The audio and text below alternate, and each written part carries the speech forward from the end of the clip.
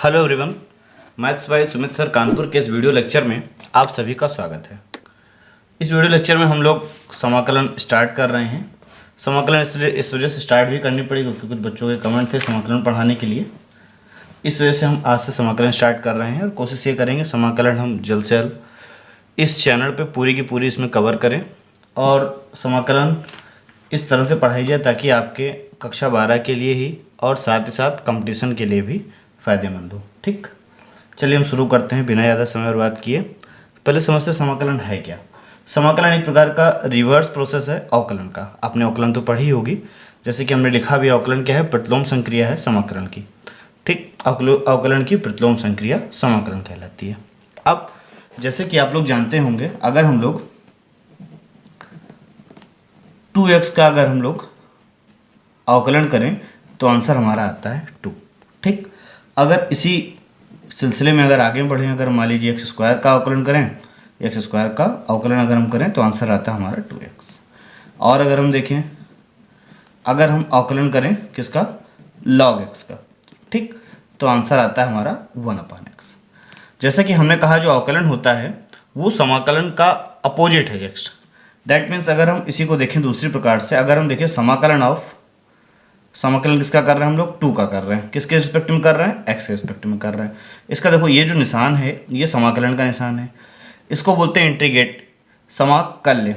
ठीक, इंटीग्रेट मतलब जिसका समाकलन होना है और ये बताता है किसके रिस्पेक्ट में हो रहा है, यानी कि x के रिस्पेक्ट में हो रहा है। ठीक, अब x के रिस्पेक्ट में हो रहा है तो जो इसका समाकलन आएगा, समाकलन 2 का जो आएगा, इसका जो उत्तर आएगा क्या आएगा, 2x आएगा। जैसा कि हम जानते हैं बस अवकलन क्या है, अवकलन और समाकलन एक दूसरे का उल्टा है, तो वैसे ही जो समाकलन है आपका वो अवकलन का उल्टा है। ठीक, अगर हम बात करें यहाँ पर 2x की तो 2x और यहाँ पर dx, तो इसका जो आपका आंसर आ जाएगा वो x स्क्वायर आ जाएगा। उसी प्रकार हम बात करें अगर 1/x dx की तो इसका आंसर आपका क्या आ जाएगा, log x आ जाएगा। यहाँ तक तो आपने बात समझ ली। अवकलन और समाकलन में विशेष ज़्यादा अंतर नहीं है, अवकलन और समाकलन एक दूसरे की रिवर्स प्रोसेस है बस। ठीक, दूसरा यहाँ तक ही बात तो ठीक रही। अगर लेकिन फिर अगर ये समझा जाए, देखिए अगर हम dy/dx कर लेते हैं एक्स स्क्वायर का, एक केस हमारे पास ये है, और अगर हम यही देखें dy/dx करें अगर हम एक्स स्क्वायर प्लस 1 का, और फिर से एक बार देखते हैं dy/dx चलिए कर लेते हैं एक्स स्क्वायर प्लस 2 का। ठीक, तो इसका अवकलन क्या आएगा, 2x आएगा। इसका अवकलन क्या आएगा, जाहिर सी बात है 2x आएगा, आपने अवकलन पढ़ी होगी। देखिए एक्स स्क्वायर का अवकलन तो 2x हो गया, अब जब 1 का होगा तो 0 हो जाएगा, तो देखिए सिर्फ 2x, क्योंकि प्लस 0 लगाएं कोई मतलब नहीं है। और इसका क्या आएगा, इसका भी आपका 2x आएगा। लेकिन जैसा कि हमने देखा है, सीखा है यहाँ पर, अवकलन और समाकलन एक दूसरे की जस्ट रिवर्स होते हैं, अपोजिट होता है। तो क्या, जैसे कि यहाँ पर देखिए 2x है ना, 2x का अगर हम अवकलन समाकलन करें तो आंसर क्या आएगा, एक्स स्क्वायर। यहाँ पर हम देख रहे हैं अगर हम 2x का अगर समाकलन करें इसके हिसाब से तो आंसर क्या आ जाएगा, एक्स स्क्वायर प्लस 1। फिर और अगर हम देखें 2x का अगर dx के हिसाब से करें अगर इसके हिसाब से तो आंसर आ जाता है एक्स स्क्वायर प्लस 2। तो आप देख पा रहे होंगे कि यार आंसर यहाँ पर कहीं ना कहीं अलग अलग मिल रहे हैं। यहाँ पर है ना, देखिए यहाँ से आंसर आपके अलग अलग आ रहे हैं, कहीं एक्स स्क्वायर आ रहा है, कभी एक्स स्क्वायर प्लस 1 आ रहा है, कभी एक्स स्क्वायर प्लस 2 आ रहा है। बात समझ में आई कि नहीं आई। तो इस जो एरर आ रही है, जो ये अलग टाइप का आ रहा है, 1 आ रहा है, 2 आ रहा है, चूँकि जो 2x का था समाकलन वो एक्स स्क्वायर आना चाहिए था, लेकिन साथ में 1 लग के आ रहा यहाँ साथ। तो इससे बचने के लिए हम लोग क्या करते हैं, चलिए ठीक है, अगर ऐसा आ रहा है तो ऐसा करते हैं हम लोग, अगर fx का अगर हम लोग समाकलन करेंगे तो हमारा आंसर आएगा fx प्लस c। तो हम एक c कांस्टेंट मान लेते हैं। ठीक, ये जो c है इसका आंसर कुछ भी हो सकता है। ठीक, एक हम कांस्टेंट c लगा लेते हैं कि मतलब अगर किसी पद का अगर हम समाकलन करेंगे तो आंसर में कांस्टेंट c जो है हमारा वो जरूर आएगा। कांस्टेंट c इसलिए आएगा क्योंकि देखिए अवकलन का रिवर्स प्रोसेस ही है समाकलन। ठीक, तो अवकलन में जो कांस्टेंट होता है, कांस्टेंट का जब हम लोग अवकलन करते हैं 0 हो जाता है। अब मान लीजिए समाकलन किसी पद का हो रहा है, तो इसका जो उत्तर आएगा उसमें पता नहीं कांस्टेंट टर्म हो या ना हो, तो इस वजह से हम लोग अपने मन से कांस्टेंट टर्म c लगा लेते हैं। ठीक, ये बात तो हो गई कि c कहाँ से आता है। समाकलन में आपने देखा होगा इसमें c आ जाता है। देखिए पहली बार तो इसमें जो पढ़ रहे होंगे थोड़ा बहुत तो इसमें आप लोगों ने समाकलन को पढ़ा होगा। ठीक, ये बात हो गई। यहाँ पर अगर हम इसी के जस्ट अपोजिट चले जाएं दूसरे ओर से, तो dy/dx ऑफ ये कैपिटल एफ एक्स है, कैपिटल एफ एक्स और प्लस सी। ठीक, इसका आंसर क्या आएगा, ये एफ एक्स। देखिए ये एफ एक्स और ये एफ एक्स दोनों अलग अलग हैं, ये स्मॉल एफ एक्स है और ये कैपिटल एफ एक्स है। ये बात तो क्लियर हो गई। ठीक, तो अब आपको जो है ये चीज़ क्लियर हो गई होगी कि अगर हम किसी भी पद का, अगर ये सी अंदर ही रहेगा, किसी भी पद का अगर हम समाकलन करते हैं, ठीक, तो जो हमारा आंसर आता है उसके साथ एक सी कांस्टेंट जरूर से जरूर लग करके आता है। ठीक, यहाँ पर जो सी है हमारा, ये एक स्वेच्छ अचर है। स्वेच्छ अचर का मतलब आर्बिट्रेरी कांस्टेंट है। ठीक, इसको हम मोस्टली दिखाते नहीं, लेकिन यहाँ पर अभी जो पूरा होल प्रोसेस है, यहाँ पर हम लोग इनडेफिनिट इंटीग्रल की बात कर रहे हैं, इस वजह से यहाँ पर सी को हम दिखा लेते हैं। ठीक, अब चीज़ें हैं क्या क्या, यहाँ तक चीज़ें आप समझ गए होंगे।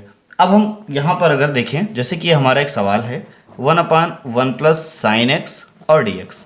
ठीक, तो इसको आप जानते हैं ये आपका समाकलन का निशान है। ठीक, और ये एक हमारा फंक्शन है कोई भी, इसको हम लोग समाकल या इंग्लिश में बोले तो इंटीग्रेंड के नाम से जानते हैं। ठीक, और dx ये बताता है कि हाँ ठीक है भाई, ये x के रिस्पेक्ट में समाकलन होना है। ठीक, तो समाकलन की सबसे पहली स्टेज होती है एलिमेंट्री इंटीग्रेशन।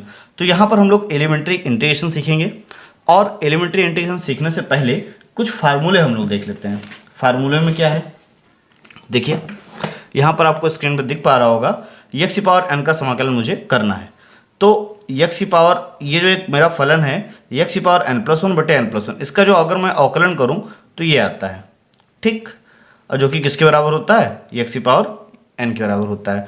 तो यहीं से निकल करके आया समाकलन की परिभाषा के अनुसार। समाकलन परिभाषा के अनुसार मतलब जो अवकलन होता है और समाकलन एक दूसरे के रिवर्स है ना। तो x की पावर n का जो समाकलन हो गया वो ये हो गया, और जहाँ n की वैल्यू क्या होगी, -1 नहीं हो सकती। अगर आप सोचिए यहीं पर n की वैल्यू अगर -1 हो जाए, अगर यहाँ पर n की वैल्यू अगर -1 हो जाए, ठीक, n की वैल्यू अगर -1 हो जाए तो इट मीन्स ये हो जाएगा क्या आपका 1/x हो जाएगा। और हम तो जानते हैं कि अवकलन में हम लोगों ने पढ़ा है कि जो log x होता है, log x का अवकलन क्या होता है, 1/x। दैट मीन्स इसका जो आंसर हो जाएगा log x, लेकिन प्लस साथ में क्या लगा लेंगे, c लगा लेंगे, जस्ट बिकॉज ऑफ, क्योंकि ये कांस्टेंट है। ठीक, ये बात समझ में आ गई आपको। ठीक, अब हम देख लेते हैं कुछ फार्मूले। ठीक, कुछ फार्मूले आप देख पा रहे होंगे, यहाँ पर आपको दिख रहे होंगे फार्मूले। देखिए एक तरफ समाकलन के फार्मूले लिखे हैं और एक तरफ अवकलन के फार्मूले लिखे हैं। ठीक, तो आप लोग यहाँ पर थोड़ा सा जल्दी से समझ पा रहे होंगे। जैसे कि पहला फार्मूला आप लोग देखिए, x की पावर n का फार्मूला दिया है, और उसी के जस्ट दूसरी ओर देखिए अवकलन का भी फार्मूला दिया हुआ है। दूसरा 1/x समाकलन जो होता है, समाकलन ऑफ 1/x, वो क्या होगा, log x। उसी प्रकार log x का जो अवकलन होता है वो 1/x होता है। वही बात e की पावर x के लिए हुए, देख लो, अब देख ही रहे होंगे। अब समाकलन अगर हम sin x का करें तो हमारा आंसर आएगा माइनस का cos x। ठीक, और उसी के प्रकार अगर हम लोग माइनस के cos x का अगर हम लोग अवकलन करें तो आंसर हमारा आ जाएगा पॉजिटिव का sin x। ठीक, चिन्हों का थोड़ा सा हेर फेर है, वो चीज़ें आगे समझ में आ जाएंगी। सेम वही बाकी सबको, सभी फार्मूले आप लोगों को दिख रहे हैं। इसमें सही फार्मूले हमने यहाँ पर अभी नहीं दिखाए हैं। जितने मूलभूत फार्मूले, जितने बेसिक फार्मूले हैं, यहाँ तक हमने उनको आपको दिखाया है, क्योंकि इन्हीं फार्मूले के प्रयोग से हम लोग आगे के सवालों को सॉल्व करेंगे। आइए देखते हैं अपने कुछ, हम अलग से कुछ सवाल देखते हैं कि सवालों को किस प्रकार से सॉल्व किया जा सकता है। ठीक, जैसे कि हमारा एक सवाल है 1/1 प्लस साइन एक्स dx। ठीक, सवाल को सॉल्व करने का पहला मेथड यही है कि आप देखो कि आपने क्या इस चीज़ से रिलेटेड कोई फार्मूला पढ़ा है कि नहीं पढ़ा है। तो आप बोलेंगे हाँ आपने साइंस से रिलेटेड कोई फार्मूला पढ़ा है और ये सब चीज़ें पढ़ी हैं। ठीक, अब यहाँ पर इस पूरे फंक्शन का कोई फार्मूला तो अलग से होता नहीं है, तो कहीं ना कहीं मुझे इस फंक्शन को तोड़ना पड़ेगा। अब तोड़ने के लिए क्या कर सकते हैं, तोड़ने के लिए आपने क्लास 10th में ट्रिग्नोमेट्री तो पढ़ी होगी। तो ऐसा करते हैं, यहाँ पर हम लोग संयुग्मी यानी कि कॉन्जुगेट का मल्टीप्लाई कर देते हैं। ठीक, यानी कि ऊपर और नीचे अंश और हर में हमने 1 - sin x का मल्टीप्लाई कर दिया। यहाँ तक तो चीज़ें क्लियर हैं। तो आपने एक बात यहाँ पर नोट करें, आप समझें आप कि अगर कोई भी फलन है आपका अंश और हर के फॉर्मेट में है, अगर उनसे उसे ब्रेक करना है तो मैं संयुग्मी का यहाँ पर गुणा कर सकता हूँ। ठीक, अब आगे आ जाते हैं। अब संयुग्मी का चूंकि गुणा हो गया तो ऊपर तो बन जाएगा 1 - sin x, क्योंकि 1 से मल्टीप्लाई हो गया। देखिए यहाँ पर a + b a - b वाला कॉन्सेप्ट यहाँ पर आपको साफ दिख रहा है, तो जाहिर सी बात है a², अब यहाँ स्क्वायर लगाएंगे तो 1 हो जाएगा, माइनस साइन स्क्वायर और x, और बाकी ये dx चल ही रहा था, 1 - sin x और 1 - sin स्क्वायर x आप जानते हैं क्या होता है, cos स्क्वायर x और dx। ठीक, अब बस इसको आप अलग कर लेंगे, cos square x minus sine x cos square x dx और यहाँ पर समाकलन का निशान। यहाँ पर आपने क्या चीज़ देखी, ये भी देख लेते हैं। यहाँ पर जैसे कि आपका समाकलन है, ठीक, दो फलन है आपके पास, एफ एक्स प्लस जी एक्स, ठीक, और डी एक्स। तो ये अलजेब्रा ऑफ इंटीग्रेशन से आप ये समझ सकते हैं कि मान लीजिए मेरे पास दो फलन हैं और दोनों फलन जोड़ में हैं, ठीक, तो मैं उनका अलग अलग समाकलन कर सकता हूँ। देखिए पहले वाले पद का समाकलन हो गया प्लस दूसरे वाले पद का समाकलन हो गया। अगर जोड़ के अलावा अगर ये माइनस में होते तो भी वही बात ठीक है, कोई प्रॉब्लम नहीं। समझ में आ रही बात कि नहीं आ रही? हाँ, लेकिन अगर ये मल्टीप्लाई में होते तो बात कुछ और होती। मल्टीप्लाई वाला जो केस है वो हम आगे पढ़ेंगे, ठीक। अगर दो फलन है आपके, दोनों जोड़ में लिखे तो आप उनको ब्रेक करके अलग अलग करिए और समाकलन कर दीजिए, ठीक। दो फलन आपके घटाने में लिखे हैं तो भी आप उसको ब्रेक करिए और अलग अलग समाकलन कर दीजिए। इस पर आधारित सवाल और भी हम आगे देखने वाले हैं। यहाँ तक तो फिलहाल हमने चीज़ों को समझ लिया, ठीक। देखिए 1/cos² आपका बचा, तो 1/cos² को आप क्या लिखते हैं, sec² और dx, ठीक। ये लगा माइनस, देखिए sin/cos² है। तो एक बात बताइए, sin/cos अगर होता है तो मैं tan x जानता हूँ, ठीक, tan x, और एक cos तो नीचे अब भी बच गया, ऐसा था मेरे पास sin x/cos²x, तो इसको ऐसे लिख सकता हूँ sin x/cos x into cos x, ठीक। देखिए sin/cos तो मेरा tan हो ही जाएगा और 1/cos यानी क्या हो जाएगा, ये sec x और dx। अब बताइए, जैसे कि अगर आपने फार्मूला याद किया होगा तो sec² का अगर मुझे समाकलन करना हो तो क्या आंसर आएगा, tan x आएगा। माइनस लगा दिया। अब इसका sec x tan x का अगर मुझे समाकलन करना होगा तो इसका समाकलन पहले से पता है, क्या आता है, sec x आता है। अब बस आपको क्या लगाना है, केवल c। अब c जो है यहाँ पर कांस्टेंट देखिए हमने नहीं लगाया, तो बस आप c और जोड़ दें, यानी चलिए हम प्लस c लगा लेते हैं, तो हमारा आंसर ये हो गया, ठीक। और हम कुछ सवाल देखते हैं, थोड़ा सा अच्छे सवाल देखते हैं ताकि थोड़ा सा आपका आइडिया क्लियर हो जाए। देखिए नेक्स्ट क्वेश्चन चलिए हम ले लेते हैं, x⁴ plus 1/x minus e⁴x plus 1 और dx, ठीक। ये हमारा नेक्स्ट क्वेश्चन है। यहाँ पर आप लोग साफ तौर पे देख पा रहे होंगे कि इसमें कई फलन है ना, x⁴ है, 1/x है, e⁴x है, 1 है। तो जाहिर सी बात है सारे जो हैं जोड़ और घटाने में ही हैं, तो इनको मैं अलग अलग कर सकता हूँ। आइए अलग अलग कर लेते हैं। देखिए x⁴ और dx प्लस 1/x फिर से एक बार dx माइनस e⁴x dx और प्लस 1 dx, ठीक। x⁴ का क्या होगा, देखिए यहाँ पर क्या सीधी सी बात है कि 4 + 1 हो जाएगा और अपान में भी क्या हो जाएगा, 4 + 1 हो जाएगा, प्लस 1/x हम जानते हैं क्या होता है इसका समाकलन log x माइनस e⁴x का वो तो एज इट इज रहता है, 1 का क्या हो जाएगा, ये x लगाए साथ में क्या c। इसको थोड़ा सा और सिंप्लीफाई कर लेंगे, आपका आंसर तैयार है, ठीक।